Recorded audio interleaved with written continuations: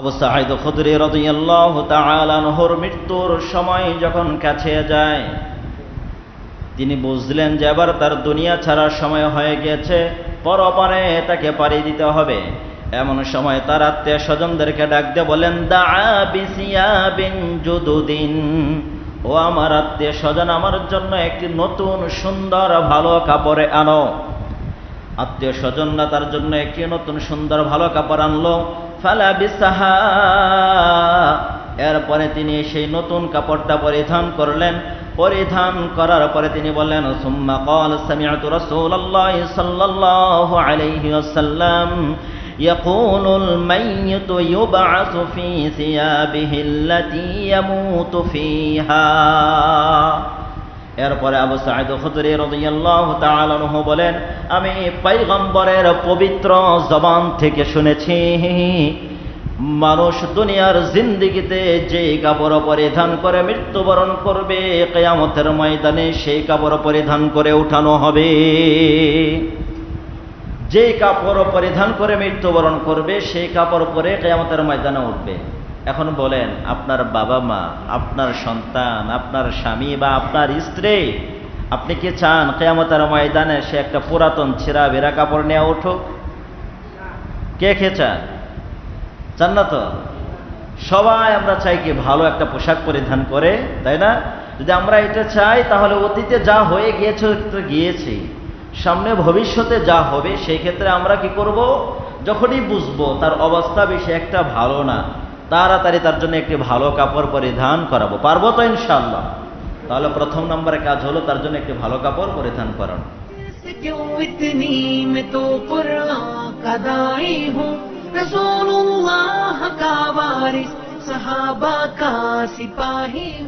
মোহতারাম হাজরিন, আল্লাহ সুবহানাহু তাআলা সূরাত আলে ইমরানের 185 নম্বর আয়াতের ভিতরে বলেন, কুল্লু নাফসিন যায়িকাতুল মাউত, প্রত্যেক প্রাণীর মৃত্যুর স্বাদ গ্রহণ করতে হবে।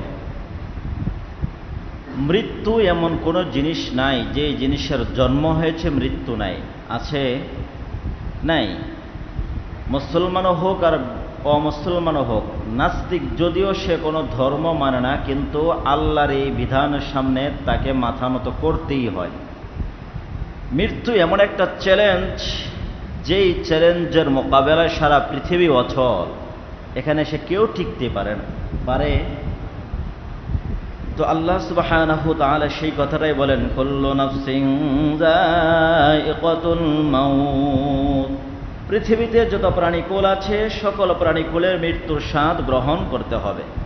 ওয়া ইন্নামা তুওয়াফাউনা উজুরাকুম ইয়াউমাল কিয়ামাহ, মৃত্যু বরণ করার পরে এরপরে তাদেরকে কবরের হাসরের ময়দানে তাদের প্রত্যেককেই হিসাবের কাঠগড়ায় দাঁড়িয়ে জবাবদিহিতা করতে হবে। ওই জবাবদিহিতাকালীন যাদেরকে জাহান্নাম থেকে মুক্তি দিয়ে জান্নাতের ফয়সালা করা হবে, যাদেরকে মুক্তি দিয়ে জাহান্নাম থেকে ফয়সালা করে জান্নাতের ফয়সালা করা হবে, এরাই হবে প্রকৃতপক্ষে সফল। দুনিয়াতে যে ব্যক্তি বড় অর্থ সম্পদের মালিক হলো, সেই সাকসেসম্যান হলো না, বরঞ্চ যাকে কিয়ামতের ময়দানে জাহান্নামের আগুন থেকে মুক্তি দিয়ে জান্নাতের ফয়সালা করা হবে, ওই ব্যক্তি হবে প্রকৃতপক্ষে সাকসেসম্যান, সফল ব্যক্তি। আল্লাহ সুবহানাহু তাআলা এই আয়াতের পরের অংশে বলেন, ওয়ামাল হায়াতুদ দুনিয়া ইল্লা মাতাউল গুরুর, যারা দুনিয়া পেয়ে আখিরাতকে ভুলে যায় তাদের জন্য এই দুনিয়া একটা ধোঁকা খাওয়ার বস্তু, ধোঁকা খাওয়ার বস্তু। তাহলে আমার মূল আলোচনা হলো, মৃত্যু প্রত্যেকের সামনে আসবে, এটাকে হাজিরা দিতেই হবে। এই মৃত্যু থেকে যদি আমরা পলায়ন করতে চাই, কেউই বাঁচতে পারবো না। যেমন সূরাতুল জুমআর 8 নম্বর আয়াতের ভিতরে আল্লাহ সুবহানাহু তাআলা চ্যালেঞ্জ দিয়েছেন, قل إن الموت الذي تفرون منه فإنه ملاقيكم ثم تردون قل ওগো নবী বলে দিন, যারা মৃত্যু থেকে পলায়ন করতে চায়, বাঁচতে চায়, ইন্নাল মাউতাল্লাযী তাফিররুনা মিনহু ফাইন্নাহু মুলাকীকুম, নিশ্চয়ই মৃত্যু তাদের সাথে সাক্ষাৎ করবেই। যারা মৃত্যু দেখে বাঁচার জন্য অনেক পলায়ন করে, চেষ্টা করে, তাদের সাথে মৃত্যু কি করবে? সাক্ষাৎ করবে। সুম্মা তুরাদ্দুনা ইলা আলিমিল গায়বি ওয়াশ শাহাদা, এরপরে কি হবে? আল্লাহ তাআলা নিজেই বলেন, পয়গম্বর জানিয়ে দিন, যিনি দৃশ্যের আর অদৃশ্যের সব কিছুর জ্ঞান যিনি রাখেন, তিনার কাছে ফিরে যেতেই হবে।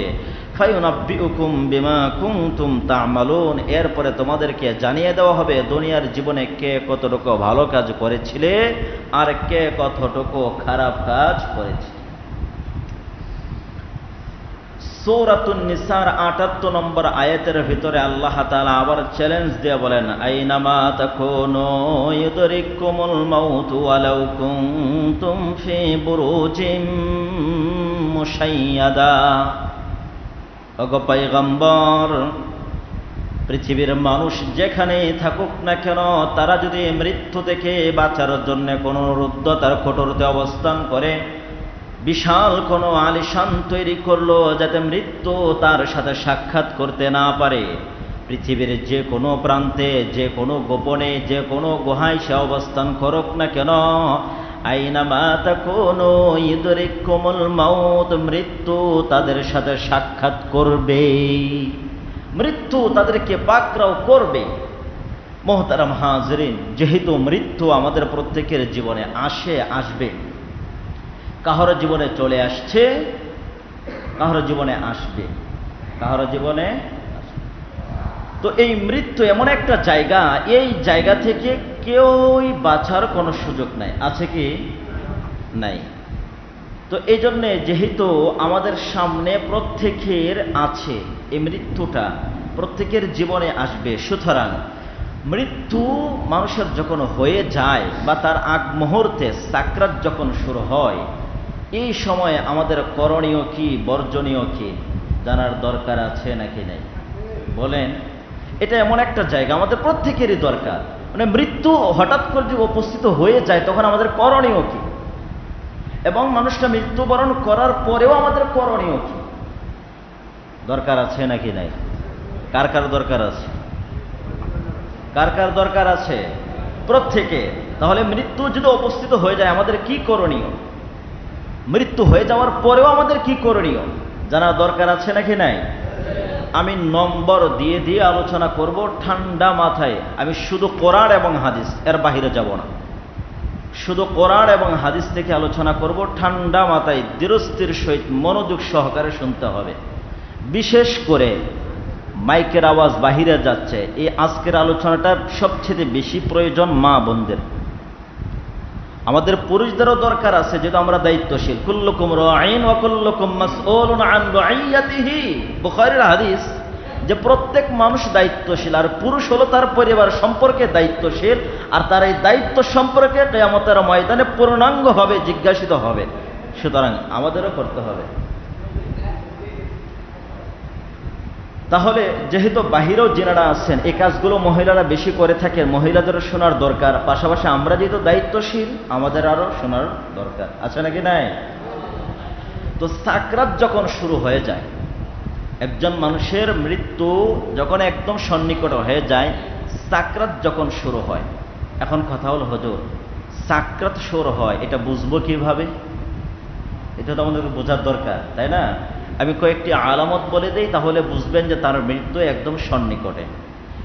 মানুষের মৃত্যু যখন একদম কাছে চলে আসে, আজরাইল আলাইহিস সালাম যখন তার সন্নিকটেই চলে আসে, তখন মানুষ বারবার খুব দ্রুত নিঃশ্বাস নিতে থাকে। যখন দেখবেন খুব আটকে আটকে বারবার দ্রুত নিঃশ্বাস নিচ্ছে, তাহলে মনে করবেন তার মৃত্যু একদম সন্নিকটে। এরপর দেখবেন দ্বিতীয় নাম্বার হলো পায়ের তলা আস্তে আস্তে শীতল হতে থাকে, তাই না? পায়ের তলা কি হয়? তলা বল না তালা বলেন, কোনটা? তলা। হ্যাঁ, পায়ের তলা আস্তে আস্তে কি হয়? শীতল হয়, ঠান্ডা হয়। এরপর দেখবেন স্বাভাবিক আমাদের যে নাক, এই নাক হয়তো ডান দিকে নয়তো বাম দিকে একটু বেঁকে যায়। মানুষটা দেখুন হঠাৎ করে এমনিতে নাকটা কেন যেন একটু বেঁকে যাচ্ছে, বাঁকা হয়ে যাচ্ছে, তাহলে বুঝবেন তার মৃত্যু আছে। 4 নম্বর, কান পোট্রি, এই যে জায়গাগুলো আস্তে আস্তে আস্তে দেখবেন বন্ধ হয়ে যাচ্ছে, এরকম অবস্থা হয়ে যায়, তাহলে বুঝবেন তার মৃত্যু কাছে গিয়েছে। 5 নম্বর, গর্দান শীতল হতে থাকে আর পা একটার সাথে আরেকটা জুড়তে থাকে, তখন বুঝবেন তার মৃত্যু সন্নিকটে এসে গিয়েছে। যেমন সূরাতুল কিয়ামা 26 নম্বর থেকে 29 নম্বর আয়াতের ভিতরে আল্লাহ সুবহানাহু ওয়া তাআলা বলেন, কাল্লা ইযা বালাগাতিত তারাকিয়া ওয়া কিলা মান রাক ওয়া যান্না আন্নাহুল ফিরাক ওয়ালতাফাতিস সাকু বিস-সাক। মানুষের প্রাণ হানির সময় যখন এসে যায়, তখন তার কণ্ঠনালীতে একদম এসে ঠেকে যায়। এ সময় বলে, কে যার ফুক করবে তাকে বাঁচানোর জন্যে? পারবে কেউ বাঁচাতে? বলেন কেউ পারবে? তখন সে বুঝে আসলে আমার তো দুনিয়া থেকে বিদায় নেওয়ার সময় হয়ে গিয়েছে। এরপরে আল্লাহ তাআলা বলেন, ওয়ালতাফাতিস সাকু বিস-সাক, তার পায়ের গোছা আস্তে আস্তে একটার সাথে আরেকটা লাগতে থাকে, জড়ো হতে থাকে।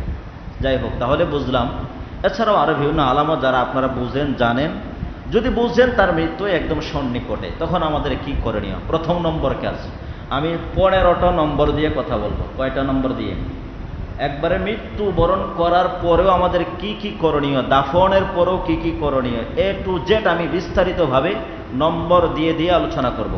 প্রথম নম্বর আমাদের কাজ, মৃত্যু মানুষের যখন একদম সন্নিকটে চলে আসে, প্রথম নম্বরে আমাদের কাজ হলো, এই যে জামা, আমাদের গায়ে যে পোশাক থাকে, এই পোশাকের মধ্যে একটি নতুন ভালো পোশাক পরিধান করানো। কি পোশাক? নতুন ভালো পোশাক। আমরা কি আমল এটা করি না উল্টাটা করি? উল্টাটা করি আমাদের দেশে। যে মানুষের সময় যখন কাছে যায়, বুঝি যায় না, এখন মরা মরা ভাব, ভালো কাপড় তাড়াতাড়ি খোল, একটা পুরাতন একটা সিরাবিরা কাপড় পরিধান করা, তাই না? না, এটা আমাদের ভুল ধারণা। প্রথম নম্বর কাজ হলো, মানুষের মৃত্যু যখন বুঝবো কাছে গিয়েছে, তখন আমাদের কাজ হলো তাকে নতুন একটা ভালো পোশাক পরিধান করানো। কেন? যেই পোশাক পরে মৃত্যুবরণ করবে, কিয়ামতের ময়দানে সেই পোশাক পরিধান করে হাসর ময়দানে উত্তোলিত হবে। সুনানে আবু দাউদ শরীফের 3114 নম্বর হাদিস, মুস্তাদরাকে হাকিমের 1260 নম্বর হাদিস, সহিহ আত-তারগীবের 3575 নম্বর হাদিস, সুনানে কুবরা লিল বাইহাকি শরীফের 6603 নম্বর হাদিস। বর্ণনাকারী হযরত সাঈদ আল খুদরি রাদিয়াল্লাহু তাআলা আন আন্নাহু লাম্মা হাদারাল মাউত দাআ বিসিয়াবিন জুদুদিন ফালাবিসাহা। আবু সাঈদ আল খুদরি রাদিয়াল্লাহু তাআলা আনহুর মৃত্যুর সময় যখন কাছে যায়, তিনি বুঝলেন যে এবার তার দুনিয়া ছাড়ার সময় হয়ে গিয়েছে, পরপারে তাকে পাড়ি দিতে হবে। এমন সময় তার আত্মীয় স্বজনদেরকে ডাক দিয়ে বলেন, দাআ বিসিয়াবিন জুদুদিন, ও আমার আত্মীয় স্বজন, আমার জন্য একটি নতুন সুন্দর ভালো কাপড়ে আনো। আত্মীয় স্বজনরা তার জন্য একটি নতুন সুন্দর ভালো কাপড় আনলো। ফালাবিসাহা, এরপরে তিনি সেই নতুন কাপড়টা পরিধান করলেন। পরিধান করার পরে তিনি বললেন, সুম্মা ক্বাল সামি'তু রাসূলুল্লাহি সাল্লাল্লাহু আলাইহি ওয়াসাল্লাম ইয়াকুলুল মাইয়িতু ইউবআসু ফি সিয়াবিহিল্লাতী ইয়ামুতু ফিহা। এরপরে আবু সাঈদ খুদরি রাদিয়াল্লাহু তাআলা আনহু বলেন, আমি পয়গম্বরের পবিত্র জবান থেকে শুনেছি, মানুষ দুনিয়ার জিন্দেগিতে যে কাপড় পরিধান করে মৃত্যুবরণ করবে, কিয়ামতের ময়দানে সেই কাপড় পরিধান করে উঠানো হবে। যে কাপড় পরিধান করে মৃত্যুবরণ করবে, সেই কাপড় পরে কিয়ামতের ময়দানে উঠবে। এখন বলেন, আপনার বাবা মা, আপনার সন্তান, আপনার স্বামী বা আপনার স্ত্রী আপনি কি চান কিয়ামতের ময়দানে সে একটা পুরাতন ছেঁড়া বেরা কাপড় নিয়ে উঠুক? কে চান? চান না তো? সবাই আমরা চাই কি ভালো একটা পোশাক পরিধান করে, তাই না? যদি আমরা এটা চাই তাহলে অতীতে যা হয়ে গিয়েছে গিয়েছে, সামনে ভবিষ্যতে যা হবে সেই ক্ষেত্রে আমরা কি করব? যখনই বুঝবো তার অবস্থা বেশি একটা ভালো না, তাড়াতাড়ি তার জন্য একটি ভালো কাপড় পরিধান করাবো। পারবো তো ইনশাআল্লাহ? তাহলে প্রথম নম্বরে কাজ হলো তার জন্য একটি ভালো কাপড় পরিধান করানো। 2 নম্বর, তার সামনে যাওয়ার পরে কান্নাকাটি না করা। আমাদের তো আবেগে আমরা চিৎকার করে হাই হুতাশ করে মাটিতে পড়ে গড়াগড়ি শুরু করে দিই, তাই না? এই কাজটা আমাদের মা বোনেরা বেশি করেন, তাদের আবেগ বেশি, ধৈর্যটা কম, আবেগটা বেশি। নরম দিলওয়ালা তো, মহিলারা নরম দিলওয়ালা না, এ কারণে তাদের এই জায়গাটা এসে কন্ট্রোল করতে তাদের কষ্ট হয়। কিন্তু পয়গম্বর আলাইহিস সালাম বললেন যে না, যখন বুঝবা তার কাছে গেছে তখন তার সামনে ভালো কথা বলবা, আবল তাবল বলবা না, মাফ চাইবা তার ব্যাপারে। এই ব্যাপারে আমি 2টি হাদিস বলবো। সহিহ মুসলিম শরীফের 919 নম্বর হাদিস, সুনানে ইবনে মাজাহ শরীফের 1447 নম্বর হাদিস, সুনানে আত-তিরমিজি শরীফের 977 নম্বর হাদিস। عن أم سلمة رضي الله تعالى عنها قالت قال لنا رسول الله صلى الله عليه وسلم إذا حضرتم المريض بالميت فيقولوا خيرا। উম্মে সালামা রাদিয়াল্লাহু তাআলা আনহা বলেন, প্যারে হাবিব সাল্লাল্লাহু আলাইহি ওয়াসাল্লাম আমাদেরকে বললেন, ইযা হাযারতুমুল মারিদ, তোমরা যখন কোনো অসুস্থ ব্যক্তির কাছে যাবে, আফিল মাইয়িতি, অথবা মৃত্যুর জন্য প্রস্তুত মুমূর্ষ ব্যক্তির নিকট যখন তোমরা যাবে, যাওয়ার পরে ফায়াকুলু খায়রা, ভালো ভালো কথা বলবে, আবল তাবল বলবে না, তার জন্য গুনাহ মাফ চাবে। কেন বলবে না? আল্লাহর নবী বলেন, ফাইন্নাল মালাইকাতা ইউআমিনুনা আলা মা তাকুলুন, কারণ এই সময় তোমরা মৃত ব্যক্তির, এই যে মুমূর্ষ ব্যক্তির পাশে বসে তোমরা যে সমস্ত কথা বলো, প্রত্যেকটি কথার উপরে ফেরেশতারা আমিন বলতে থাকে। কি বলে? আমিন বলে। এই সময়টা হলো গুনাহ মাফ চাওয়ার সময়, রহমত ঝরে, আর ফেরেশতারা আমিন বলে। এখন আপনি যদি আবল তাবল বলেন, চিৎকার করে কান্নাকাটি করেন, হই হুতাশ করেন, হি আমার জীবনে এই ছিল সেই ছিল এই সেই ইত্যাদি, তাহলে তো আপনার এই সমস্ত কথার উপরে ফেরেশতারা আমিন বলবে। যদি আপনি ভালো বলেন তার কপালটা ভালো, যদি মন্দ বলে তো কপালটা মন্দ, তাই না? পরে হাদিসটা শুনলে আপনারা বুঝবেন।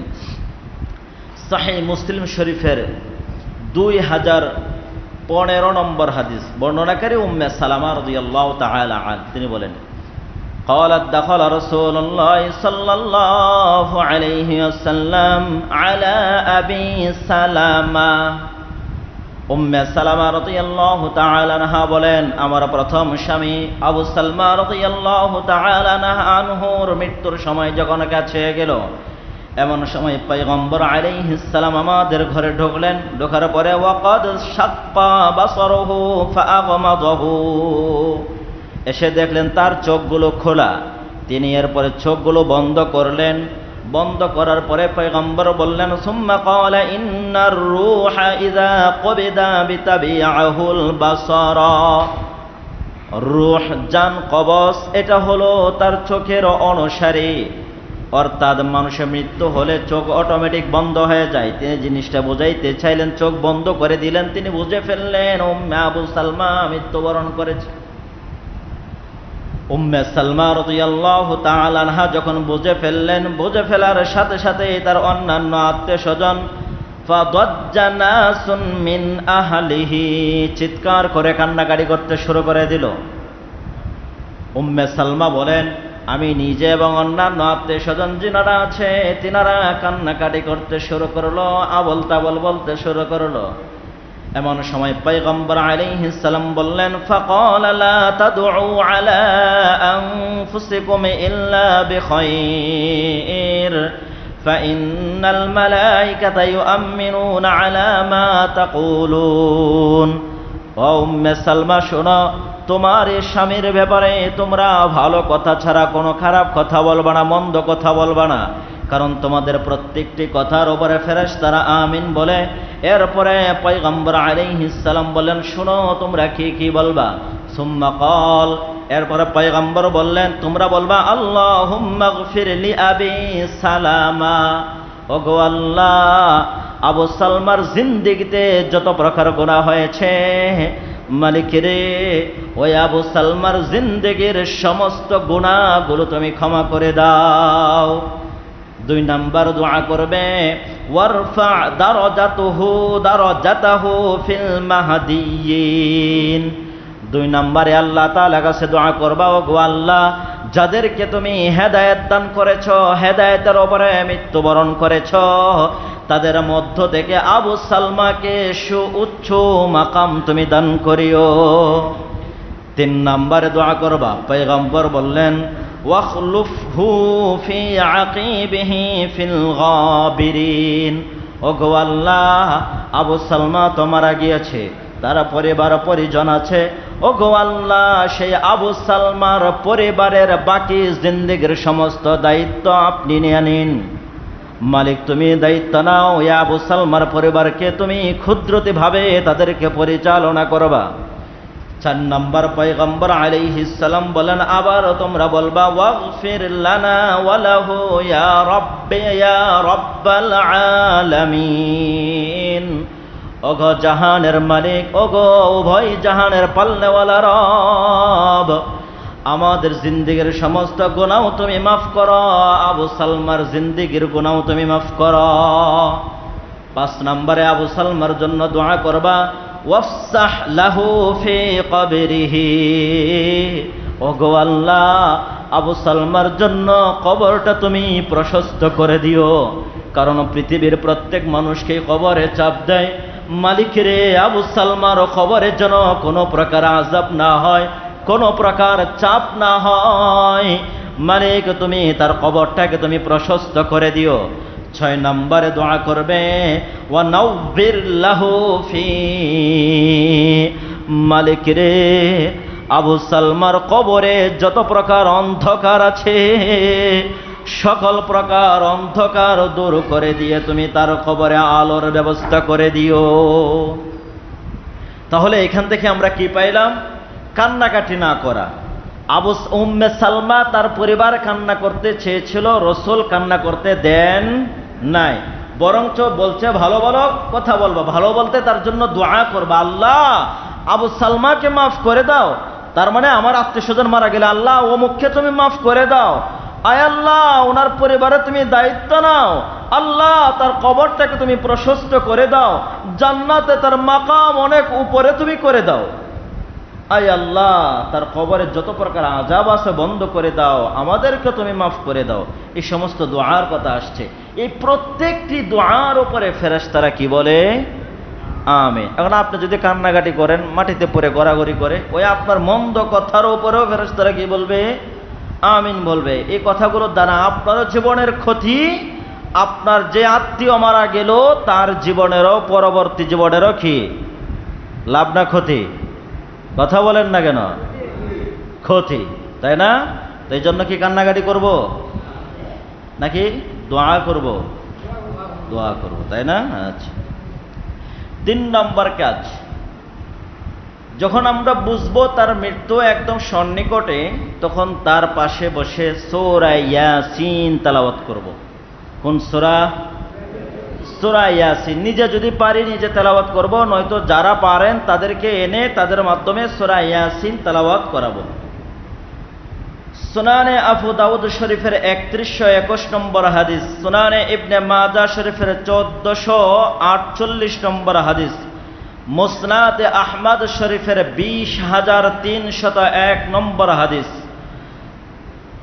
عن معقل بن ياسر رضي الله تعالى عنه قال قال النبي صلى الله عليه وسلم اقرأوا سورة ياسين على موتاكم। মাকিল ইবনে ইয়াসির রাদিয়াল্লাহু তাআলা আনহু বলেন, পয়গম্বর আলাইহিস সালাম বলেছেন, মৃত্যুর মুহুর্ষ ব্যক্তির পাশে বসে তোমরা সূরা ইয়াসিন তেলাওয়াত করবা। কোন সূরা তেলাওয়াত করবা? সূরা ইয়াসিন। কেন সূরা ইয়াসিন তেলাওয়াত করবে? মুহাদ্দিসিনে কেরাম উল্লেখ করেছেন মেরকাতের ভিতরে যে সূরা ইয়াসিন এটি এমন একটি সূরা, মানুষের জিন্দেগিতে মৌলিক যত বিষয়গুলো আছে সব বিষয়গুলো সূরা ইয়াসিনে আলোচনা আছে।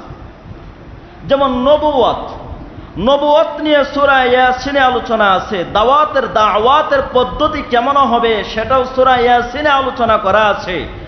বিভিন্ন জাতির কি হাল হয়েছে, যারা আল্লাহকে মেনেছে তাদের কি হাল হয়েছে, যারা মেনে নাই তাদের কি হাল হয়েছে, সেই বিষয়ে আলোচনা আছে। তাকদীর নিয়েও আলোচনা আছে। এবং আল্লাহর প্রতিপক্ষ বা সমকক্ষ পৃথিবীর এই জমিনে কেউ নাই আর হতেও পারে না, সেই ব্যাপারে তিনি দলিল প্রমাণ দিয়ে তিনি আলোচনাও করেছেন। এবং কিয়ামতের আলামত কি কি সেই বিষয়ে এখানে সূরা ইয়াসিনে আলোচনা আছে। এবং কিয়ামতের বিভীষিকাময়ের অবস্থাও আলোচনা আছে। মাহশার ময়দানের হিসাব নিকাশেরও আলোচনা আছে। পরবর্তী জীবনের কি হবে সেই বিষয়ে আলোচনা আছে। এই জন্য মেরকাতের ভিতরে উল্লেখ করা হয়েছে, সূরা ইয়াসিন যদি কোনো মুহুর্ষ ব্যক্তির পাশে তেলাওয়াত করা হয় তখন তার ঈমান আরো ডাবল গুণে বেড়ে যায়। কারণ একজন শয়তান মুসলমানদের পিছনে এমন ভাবে লাগে, জন্ম থেকে যখন লাগা শুরু হয়, যতক্ষণ পর্যন্ত তার এই দেহ থেকে রূহটা বের না হয় ততক্ষণ পর্যন্ত শয়তান তার পিছনে লেগে থাকে, কিভাবে থাকে ধোঁকা দিয়া তাকে পথভ্রষ্ট করা যায়। মৃত্যুর সময়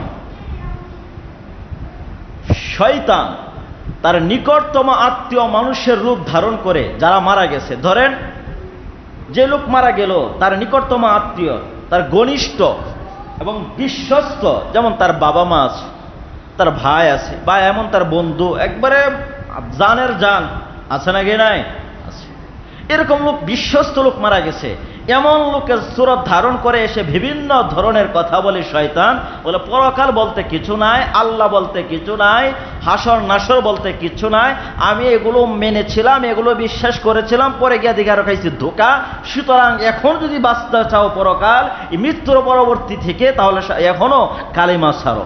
কি ছাড়ো? কালিমা ছাড়ো। এই ধরনের বিভিন্ন ধরনের তারা ধোঁকা দিতে থাকে শয়তানে।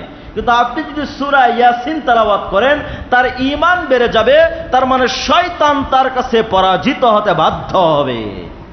এই জন্য সূরা ইয়াসিন মুহুর্ষ ব্যক্তির পাশে তেলাওয়াত করা। আমরা উল্টাটা করি, তাই না? হ্যাঁ, আমরা সূরা ইয়াসিনের পরিবর্তে হাও মাও শুরু করে দিই। এটাই তো চলে আমাদের জিন্দেগি। হুজুগে বাঙালি তো শুধু আবেগ চলে, আবেগ, বিবেক বলতে আমাদের কাজ করে না, তাই না? আবেগ। 4 নাম্বার আরেকটি দোয়ার তালকিন দেওয়া। অন্য একটি দোয়া আছে, দোয়াটার যদি আমরা পারি তালকিন দেওয়া। সুনানে ইবনে মাজাহ শরীফের 1446 নম্বর হাদিস, عن عبد الله بن جعفر رضي الله تعالى عنه قال قال رسول الله صلى الله عليه وسلم لقنوا موتاكم لا إله إلا الله الحليم الكريم سبحان الله رب العرش العظيم الحمد لله رب العالمين। আব্দুল্লাহ ইবনে জাফর রাদিয়াল্লাহু তাআলা আনহু বলেন, পয়গম্বর আলাইহিস সালাম বলেন, মানুষের মৃত্যু যখন কাছে যাবে মুহুর্ষ ব্যক্তির পাশে বসে তোমরা কতগুলো দোয়ার তালকিন দিবা। তার মধ্যে তো হলো লা ইলাহা ইল্লাল্লাহ আল হালিমুল করিম সুবহানাল্লাহি রাব্বিল আরশিল আযীম আলহামদুলিল্লাহি রাব্বিল আলামিন। এই কালিমাগুলো তালকিন দিবা, লা ইলাহা ইল্লাল্লাহ আল হালিমুল করিম সুবহানাল্লাহি রাব্বিল আরশিল আযীম আলহামদুলিল্লাহি রাব্বিল আলামিন, এগুলোর তালকিন দেওয়া। আল্লাহ নবী সাল্লাল্লাহু আলাইহি ওয়াসাল্লাম যখন এই দোয়া করলেন, এমন সময় সাহাবায়ে কেরামরা প্রশ্ন করলেন, ইয়া রাসূলুল্লাহ কাইফা লিল আহয়াই ক্বালা আজওয়াদু ওয়া আজওয়াদু। পয়গম্বর, এই দোয়াগুলো যদি আমরা সুস্থ সবল থাকা যদি অবস্থায় যদি পড়ি তাহলে কেমন হবে? পয়গম্বর আলাইহিস সালাম বলেন, আজওয়াদু আজওয়াদু, এটা তো আরো উত্তম। সুস্থ সবল থাকা অবস্থায় মুমূর্ষু হওয়ার আগে যদি এগুলো বেশি বেশি পড়ো তাহলে ফায়দা তোমাদের আরো বেশি হবে। যেমন একটা হাদিস আছে, দেখবেন আমাদের কিছু মানুষের অভ্যাস দুনিয়াতে যত কিছু কামানোর দরকার কামায়, এ সময় দান করতে চায় না। মরার সময় যখন কাছে যায়, রোগে ধরছে আর বাঁচার কোনো কায়দা নাই, ডাক্তারে বলে দিলাম আর আপনার বেশি দিন টিকবেন না, তখন করে এখন তো যা কামাইছিলাম এখন তো নিয়ে যাওয়ার সময় নাই, যা ঠিক আছে অমুকের জন্য তত, অমুক প্রতিষ্ঠানের জন্য, অমুক মাদ্রাসায়, অমুক তমুক তমুক জায়গায় বিভিন্ন জিনিস দান করে, আছে না? করে কিনা বলেন? এই সময় দান করার চেয়ে সুস্থ সবল থাকায় দান করায় 100% সব বেশি।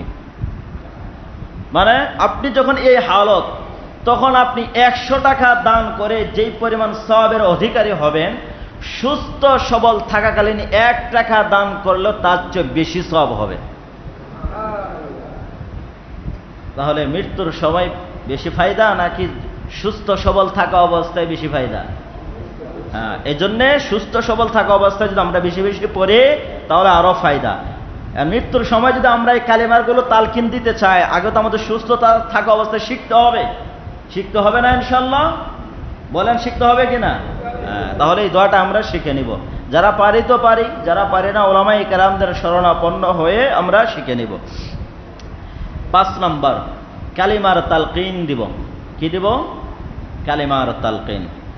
সহিহ মুসলিম শরীফের 2010 নম্বর হাদিস, عن أبي هريرة رضي الله تعالى عنه قال قال رسول الله صلى الله عليه وسلم لقنوا موتاكم لا إله إلا الله।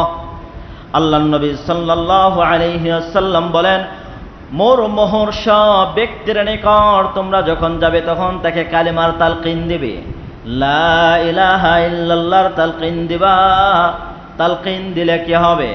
পয়গম্বর আলাইহিস সালামের হাদিস সুনানে আবু দাউদ শরীফের 3116 নম্বর হাদিস, মুসনাদে আহমদ শরীফের 22034 নম্বর হাদিস, পয়গম্বর বলেন, قال رسول الله صلى الله عليه وسلم من كان آخر كلامه لا إله إلا الله। আল্লাহ নবী বলেন, যার জীবনের শেষ বাক্য হবে লা ইলাহা ইল্লাল্লাহ, দাখালাল জান্নাহ, এই ব্যক্তি সোজা আল্লাহর তৈরি জান্নাতের ভিতরে ঢুকে যাবে। আপনার আমার জীবনের শেষ বাক্য যদি হয় লা ইলাহা ইল্লাল্লাহ, এদিকে মনোযোগ দেন, মনোযোগ এই দিকে দেন। যদি আপনার আমার জীবনের শেষ বাক্য হয় লা ইলাহা ইল্লাল্লাহ, এটাই যদি আমাদের শেষ বাক্য হয়, তাহলে তার ঠিকানা কোথায়? জান্নাত। ঠিকানা কোথায়? জান্নাত। এখানে আমাদের একটু ভুল ধারণা আছে, আমি ভুল ধারণাটা ভেঙে দিই। তালকিনের ব্যাপারে কিছু মানুষ আছে, আমরা খুব বেশি জোরাজুরি করি, মানে একবার পড়ছে আরো পড়ায়, 2 বার পড়ছে আরো পড়ায়, মানে যতক্ষণ তার হায়াত আছে ততক্ষণ তাকে জোরে চাপ দিয়ে হলেও পড়াইতে চাই। আছে নাকি নাই? হ্যাঁ, না, এটা নিষেধ। এটা কি নিষেধ? কথা হলো তার জীবনের শেষ বাক্য। এখন ধরেন আপনি তার পাশে বসে কালিমার এগুলো তালকিন দিতেছেন, তার ভিতরে মনে হয়ে গেল রে আমার তো সময় শেষ পর্যায়ে, এখন তো আবার কালিমা পড়ার দরকার। সে কালিমা একবার পড়ে নিল, পড়ে নেওয়ার পরে কারোর সাথে আর কোনো কথা বলে নাই। এই অবস্থায় তার 2 ঘন্টা 3 ঘন্টা 5 ঘন্টা ধরেন একদিন চলে গেল, আর কথা বলে না। এবার এবার দীর্ঘ সময় গেল, যতক্ষণ মন চায় ততক্ষণ গেল, কালিমা পড়ার পরে আর কারোর সাথে কোনো কথা বলে নাই, তাহলেও তার জীবনের শেষ বাক্য কি? কালিমা। তার মৃত্যুবরণ করার পরে তার ঠিকানা জান্নাত। আর মৃত্যুর সময় মানুষের যেহেতু কষ্ট হয়, সাকরাত কষ্ট না, বারবার যদি তাকে চাপ দেন পড়ার জন্যে, তার এমনি তার কষ্ট, তাকে যদি চাপ দেন কষ্টের উপরে আর কষ্ট দিলেন তাকে, তাই না? এই জন্য মেরকাতের ভিতরে উল্লেখ করা আছে, আর বিভিন্ন হাদিসের কিতাবে, ফতোয়ার কিতাবে উল্লেখ আছে, এই কালিমাগুলো যদি সে একবার পড়ে নেয়, দ্বিতীয়বার তাকে আর চাপ না দেওয়া, তার সামনে বাড়তি কোনো কথাও না বলা। আসলে মুমূর্ষ ব্যক্তির সামনে আবল তাবল কথা না বলা। আমরা তো বিভিন্ন ধরনের কথা বলি, তাই না? এগুলো টোটাল নিষেধ, টোটালি কি নিষেধ। তাহলে আমরা প্রথম নম্বর কাজ পাইলাম, মুমূর্ষু ব্যক্তির নিকট সর্বপ্রথম আমাদের কাজ হলো তাকে ভালো কাপড় পরিধান করানো। 2 নম্বরে দোয়া করা, ভালো ভালো দোয়া করা, উল্টা পাল্টা না করা। 3 নম্বরে সূরা ইয়াসিন পাঠ করা। 4 নম্বরে লা ইলাহা ইল্লাল্লাহ আল হালিমুল কারীম সুবহানাল্লাহি রাব্বিল আরশিল আযীম আলহামদুলিল্লাহি রাব্বিল আলামিন, এই কালিমাগুলো তালকিন দেওয়া। 5 নম্বরে লা ইলাহা ইল্লাল্লাহর তালকিন দেওয়া। এই 5টা আমরা যদি দিতে পারি আর তার যদি ভাগ্যটা ভালো হয়, কালেমা যদি পড়ে নেই, ঠিকানা কোথায়? জান্নাত। এবার আসুন, মৃত্যুবরণ হয়ে গেল, এরপরে আমাদের করণীয় কি? মৃত্যুবরণ হয়ে যাওয়ার পরে আমাদের কি করণীয়? প্রথম নম্বর আমাদের করণীয় হলো মৃত্যু হয়ে যাওয়ার সাথে সাথেই সবর করা। কি করা? ধৈর্য ধারণ করা। আপনি কোনো দূর জায়গা থেকে সংবাদ শুনলেন আপনার অমুক মারা গেছে, সাথে সাথে চিৎকার না দেওয়া, হই হুল্লাস না করা, স্থির হয়ে দাঁড়িয়ে থাকা, স্থির থাকা। আপনি যে হালতে আছেন ওই হালতে কি থাকা? স্থির থাকা, চিল্লা ফাল্লা না করা, হাই হুতাশ না করা, মাটিতে পড়ে গড়াগড়ি না করা। ধৈর্য ধারণ করা মানে সবর করা, ধৈর্য ধারণ করা। সহিহ বুখারী শরীফের 1283 নম্বর হাদিস, সহিহ মুসলিম শরীফের 926 নম্বর হাদিস, সুনানে আত-তিরমিজি শরীফের 987-88 নম্বর হাদিস, সুনানে আন-নাসাই শরীফের 1869 নম্বর হাদিস, সুনানে আবু দাউদ শরীফের 3124 নম্বর হাদিস, মুসনাদ আহমদ শরীফের 12049 নম্বর হাদিস। عن أنس بن مالك رضي الله تعالى عنه قال قال رسول الله صلى الله عليه وسلم إنما الصبر عند الصدمة الأولى। পয়গম্বর আলাইহিস সালাম বলেন, মানুষের জীবনে কোনো ধরনের যখন আঘাত আসলো, আঘাত মানে মৃত্যুর কোনো আঘাত আসলো, বড় ধরনের কোনো দুর্ঘটনার আঘাত আসলো, আঘাত আসার পরে সর্বপ্রথম আঘাতে ধৈর্য ধারণ করাই হলো প্রকৃতপক্ষে ধৈর্য। প্রথমেই ধৈর্য ধারণ করার নামই হলো কি? ধৈর্য। এখন ধরেন প্রথমে আপনি শুনে হাও মা চিল্লা পাল্লা করে পরে নারী আসলে কান্নাকাটি করলে আর কি হবে? তোর ধৈর্য ধারণ করার দরকার। পরে গিয়া করলে কোনো কাজ হবে না। এর আগে চিৎকার টিৎকার যা করার দরকার করে ফেলছেন, তো পরে ধৈর্যের কোনো ফায়দা নেই। প্রথম নাম্বার কি করা? ধৈর্য ধারণ করা। এই বিষয়ে আমি কয়েকটি হাদিস বলবো। 1 নম্বরে একটা হাদিস বললাম। দ্বিতীয় নাম্বার সহিহ বুখারীর 4424 নম্বর হাদিস, মুসনাদ আহমদ শরীফের 9393 নম্বর হাদিস, শরহ সুন্নাহর 1547 নম্বর হাদিস, সহিহ আল জামিউস সগীর 8139 নম্বর হাদিস। عن أبي هريرة رضي الله تعالى عنه قال قال رسول الله صلى الله عليه وسلم يقول الله ما لعبد المؤمن عندي جزاء إذا قبضت صفيه من أهل الدنيا। আল্লাহ নবী সাল্লাল্লাহু আলাইহি ওয়াসাল্লাম বলেন, আল্লাহ তাআলা বলেন, আমার বান্দার মুমিন নেককার মুমিন বান্দার কোন প্রিয় জিনিস যখন দুনিয়া থেকে উঠিয়ে নেওয়া হয়, উঠিয়ে নেওয়ার পরে বান্দা যদি সওয়াবের আশায় প্রথম আঘাতেই সে যদি ধৈর্য ধারণ করে, আল্লাহ তাআলা বলেন সুম্মা ইহতাসাবাহু ইল্লাল জান্নাহ, তার একমাত্র বিনিময় হইল জান্নাত। তার বিনিময় কি? জান্নাত। এখন ধরেন আপনার বাবা হারাইছে, আপনার মা হারিয়েছে, আপনার কলেজার ধন সন্তান হারিয়েছে, আপনার স্বামী হারিয়েছে, বা আপনার স্ত্রী, যে কোনো ঘনিষ্ঠ আত্মীয় হারালেন, এই আত্মীয়র মূল্য বেশি না জান্নাতের মূল্য বেশি? কথা বলেন। আল্লাহ তাআলা বলেন, তাকে আমি যার বিনিময় জান্নাত ছাড়া আর কিছু দেখি না। তার মানে আপনি যদি প্রথম আঘাতে ধৈর্য ধারণ করতে পারেন, আপনি জান্নাতের মালিক হয়ে গেলেন। কিসের মালিক হয়ে গেলেন? জান্নাতের মালিক হয়ে গেলেন। এই ব্যাপারে 3 নম্বর হাদিস সুনানে ইবনে মাজাহ শরীফের 1597 নম্বর হাদিস, মুসনাদ আহমদ শরীফের 22228 নম্বর হাদিস। عن أبي أمامة رضي الله تعالى عن النبي صلى الله عليه وسلم قال يقول الله سبحانه ابن آدم إني صبرت واحتسب عند الصدمة الأولى لم أرض لك ثوابا دون الجنة। আল্লাহ নবী সাল্লাল্লাহু আলাইহি ওয়াসাল্লাম বলেছেন, মহান আল্লাহ তাআলা বলেন, এরে বনে আদম, আমার কাছে সওয়াবের আশা নিয়ে সর্বপ্রথম যদি প্রথম আঘাতে যদি তোমরা ধৈর্য ধারণ করতে পারো, তাহলে তোমাদেরকে জান্নাত না দেওয়া পর্যন্ত আমি মালিক সন্তুষ্ট হব না। আল্লাহ কি বলতেছে? যে প্রথমে হাদিসে বলছেন যে বিনিময় আমি জান্নাত ছাড়া আর কিছু দেখি না, পরে বলতেছেন যে না, শুধু এতটুকুই না, তোমাদেরকে জান্নাত না দিলে আমি আল্লাহই খুশি হব না।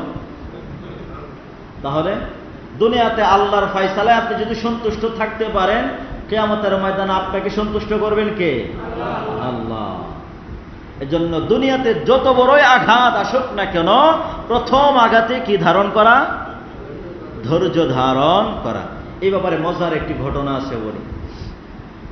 ঘটনাটি সহিহুল বুখারীতে আছে। সহিহ বুখারী শরীফের 1283 নম্বর হাদিস, সহিহ মুসলিম শরীফের 2025 নম্বর হাদিস, সুনানে আবু দাউদ শরীফের 3124 নম্বর হাদিস, সুনানে আত-তিরমিজি শরীফের 988 নম্বর হাদিস, সুনানে আন-নাসাই শরীফের 1869 নম্বর হাদিস, সুনানে কুবরা আল বাইহাকি শরীফের 7127 নম্বর হাদিস, শরহুস সুন্নাহ 1539 নম্বর হাদিস।